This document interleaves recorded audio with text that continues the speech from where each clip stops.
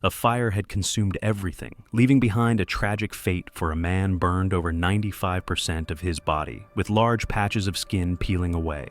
In the peaceful suburbs of Hamilton, in the small town of Dundas, nestled by Lake Ontario, a sudden disaster struck in 2018.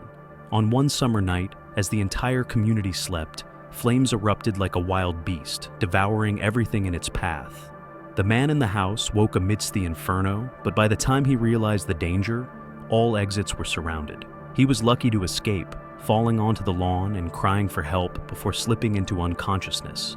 The house behind him was completely engulfed in flames. But this fire was no accident. It revealed a series of dark secrets, leading to a horrifying truth. Dundas, located to the west of Hamilton, is a peaceful community with a population of around 25,000. Many of whom are students from nearby McMaster University. Their presence brings an artistic and cultural atmosphere to the town, with winding trails, diverse cuisine, and picturesque landscapes. It's a blend of the quiet charm of a small town and the conveniences of a larger city.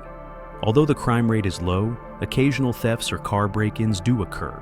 But on one July night in 2018, when temperatures stayed at a cool 15 degrees Celsius, and the humid air made it hard for many to sleep, a terrifying event shattered the peace of Northeast Dundas on a street called Greening Court. While the community was deep in slumber, a family security camera captured an unusual sight, a figure wandering the street, looking anxious, followed by flashes of light, before the figure disappeared toward the house at 8 Greening Court, the home of Ellen and Carla Rutherford. Ellen and Carla Rutherford lived happily in a blended family, with children from each of their previous marriages. But that night, an eerie figure snuck into their home. As the couple lay in sweet dreams, the door was silently pushed open. Flammable liquid poured onto the floor, and a match was struck. In an instant, flames erupted, spreading through the bedroom, engulfing the floor, walls, and ceiling. Ellen woke to find himself surrounded by fire, rushed to the door, only to find it locked tight, as if an invisible force was blocking the way. With no other option, he jumped through the window, falling onto the damp lawn outside, unaware that 95% of his body was severely burned, blood pouring from his wounds. Despite the pain, he tried to return to save his wife, Carla, but the back door was also locked. He smashed the window, attempting to break in, but the fire had already spread through the house, blocking all his efforts. Unable to reach Carla, Ellen was desperate. He found the family's 2 dogs. One had escaped, while the other cowered in a closet, trembling with fear. With no other choice, Ellen left the burning house and stumbled over to a neighbor's house, begging for help and asking them to call 911. The neighbor later recounted that Ellen was almost naked, with large patches of skin peeling off his body. Firefighters could only control the blaze until it eventually died out. Carla was missing, and her identity was only confirmed later through dental records. Ellen was rushed to the hospital, but with such severe burns, he passed away about 12 hours after the fire. Miraculously, both dogs survived, but the mysterious figure had vanished into the night, leaving behind a case full of unanswered questions. This story traces back to the 1970s, when Carla Holmes married Richard Taylor. Both were young, under 20, when they tied the knot. They had 2 children, Richie, born in 1976, and Chris, born in 1980. This family was filled with love and joy, unlike the sad childhood stories often told. Carla and Richard were willing to sacrifice everything for their children, creating a happy home. In 1981, they moved to the house at 8 Greening Court in a picturesque neighborhood. Richie remembers it as a paradise. Kids walking to school, sledding on hills, playing basketball late into the night with neighbors.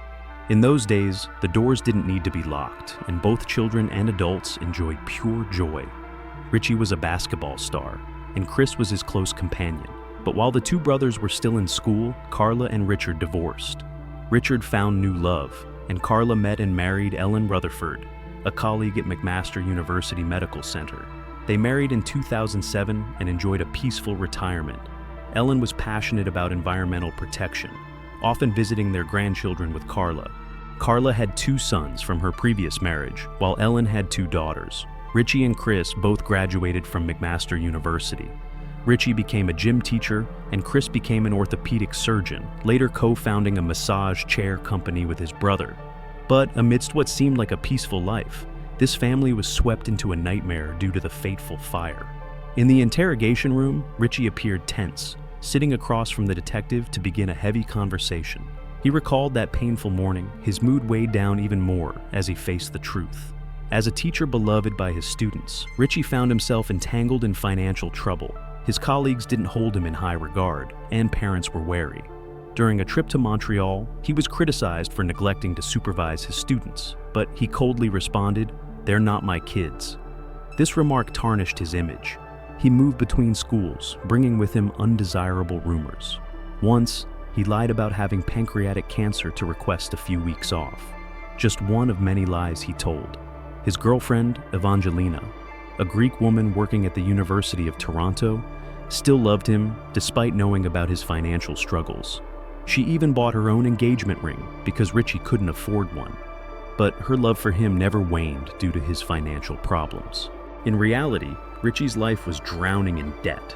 He didn't live extravagantly, nor was he involved in gambling or drugs, but his debts kept piling up. As the family's breadwinner, he still bought the latest phone and ate expensive breakfasts every day, small habits that drained his finances. Evangelina was unaware of the financial situation, believing they had $100,000 in savings, even though Richie didn't have his own bank card. When a creditor called, demanding $23,000, Richie told her it was a scam. Their internet service was cut, and the family had to rely on his mobile network. In total, he owed $235,000, relying on the massage chair business with Chris, though they only made $15,000 a year. He borrowed money from his father and friends, making excuses but never paying them back. The fire occurred just 2 days before the family's highly anticipated trip to Greece. Evangelina and the kids were preparing, but Richie knew he didn't have enough money. His account only had $400, too little for a month in Greece. He needed an excuse to cancel the trip and a large sum of money to settle his debts. When firefighters and police arrived at the scene, they realized this wasn't just a fire, but a cold-blooded murder. After 4 days of intense investigation, the Ontario Fire Marshal's office got involved and concluded it was an intentional arson. Carla and Ellen Rutherford were the victims, and all suspicion pointed to Richie, the only suspect, as Ellen's last words were, "He did it." Financial motives were clear, but to prove Richie was responsible, the police needed more than just intuition. They needed evidence. Richie's DNA was found all over Ellen's house, which made sense since he had lived there for years.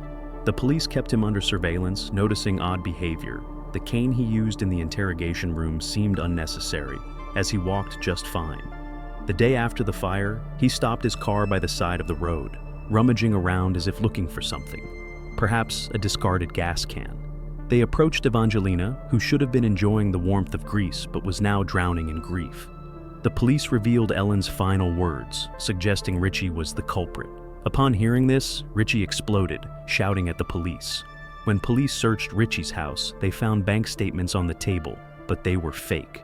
Richie had altered the balance using software to deceive Evangelina into believing they had $130,000, when in fact, they only had $400.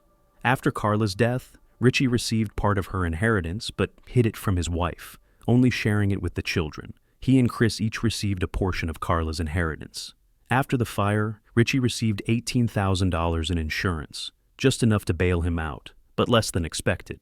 He spent half of it within a week, and his account was back in the red. He was supposed to receive over $400,000 in insurance, but that money was never his.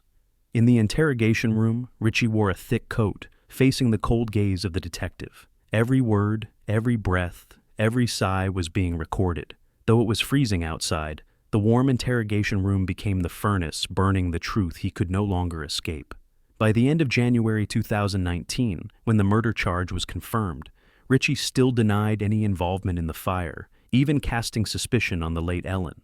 The video footage from the interrogation replayed, and every lie he told was exposed. When asked about the figure on the security camera, Richie hesitated before finally admitting it was him. The trial lasted 6 weeks, with sharp evidence cutting through his web of lies. Richie was convicted of first-degree murder and sentenced to life in prison without the possibility of parole. His appeal was in vain, nothing more than a weak echo. The tragedy he caused was etched into the hearts of the family, a scar that would never fade. A man without a plan, living on a string of lies, ultimately burned out his own soul and conscience.